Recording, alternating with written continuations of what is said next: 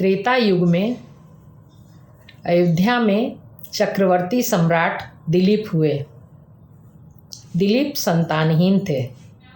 वे अपनी पत्नी के साथ गुरु वशिष्ठ के आश्रम में गए और उन्होंने गुरुजी से प्रार्थना की और अपनी इच्छा बतलाई। पुत्र न होने का कारण गुरु वशिष्ठ से पूछा। गुरुजी ने ध्यान लगाकर पता लगाया और बताया कि आप एक बार इंद्र से मिलने के लिए स्वर्ग गए थे और वहाँ से लौटते समय कामधेनु खड़ी हुई थी और आप कामधेनु को बिना प्रणाम किए वहाँ से चल दिए। उन्होंने ध्यान भी नहीं दिया कि कामधेनु वहाँ खड़ी है। कामधेनु ने आपको शाप दिया है कि आप गौ सेवा के फल प्राप्त किए बिना पुत्र प्राप्त नहीं कर सकते। तब यह तय हुआ कि वशिष्ठ जी के आश्रम में जो नंदिनी गाय है उसकी सेवा राजा दिलीप करेंगे। अब राजा दिलीप नंदिनी के सेवा में जुट गए। दिन भर वो नंदिनी के आगे पीछे रहते थे। उसके भोजन का, सेवा का, सबका इंतजाम दिलीप के जिम्मे था।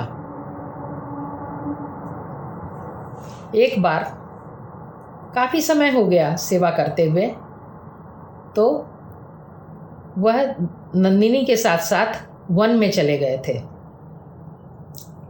वहाँ बहुत सुंदर पुष्प थे। राजा दिलीप उन पुष्पों को देखने लगे। इतने में ही नंदिनी आगे बढ़ गई और अचानक ही नंदिनी के रम्हाने की आवाज़ पर राजा दिलीप उस आवाज़ की तरफ दौड़े। उन्होंने देखा कि एक शेर नंदिनी को दबोच कर बैठा हुआ है। शेर को मारने की मनसा से उन्होंने तरकस से तीर निकालने की कोशिश की, किंतु उनका हाथ तो तरकस में ही चिपक गया और शेर ने कहा कि महाराज, आप व्यर्थ कोशिश मत कीजिए। मैं शिव जी का शेर हूँ और मैं भूखा हूँ। अब मैं नंदिनी को खाकर अपना पेट भरूंगा। इस पर दिलीप बहुत ही दुखी हुए, चिंतित हुए कि कैसे नंदिनी की रक्षा की जाए। राजा दिलीप ने कहा कि आप जो है मुझे खा लीजिए और अपना पेट भर लीजिए, नंदिनी को छोड़ दीजिए। किंतु किसी भी तरह शेर नहीं मान रहा था कि मुझे नंदिनी को ही खाना है और राजा दिलीप कह रहे थे कि आप मुझे खा लो।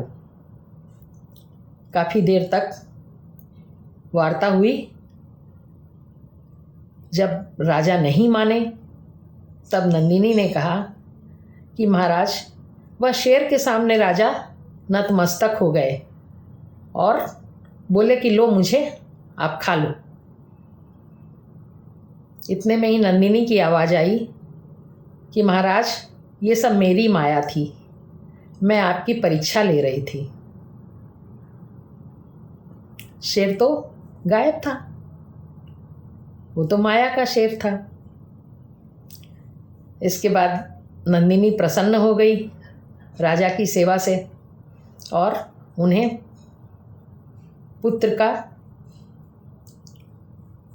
आशीर्वाद दिया कि आपको पुत्र होगा। कुछ समय बाद रानी गर्भवती हुई और उनके कुल में रघु नामक बालक पैदा हुआ, जिसके नाम से उस वंश का नाम रघुवंश पड़ा। आगे जाकर इसी वंश में भगवान राम पैदा हुए। ये है गौ सेवा का फल। और गौ का तिरस्कार और गौ को कष्ट देने का भी कष्ट होता है, उसका कुफल भी मिलता है।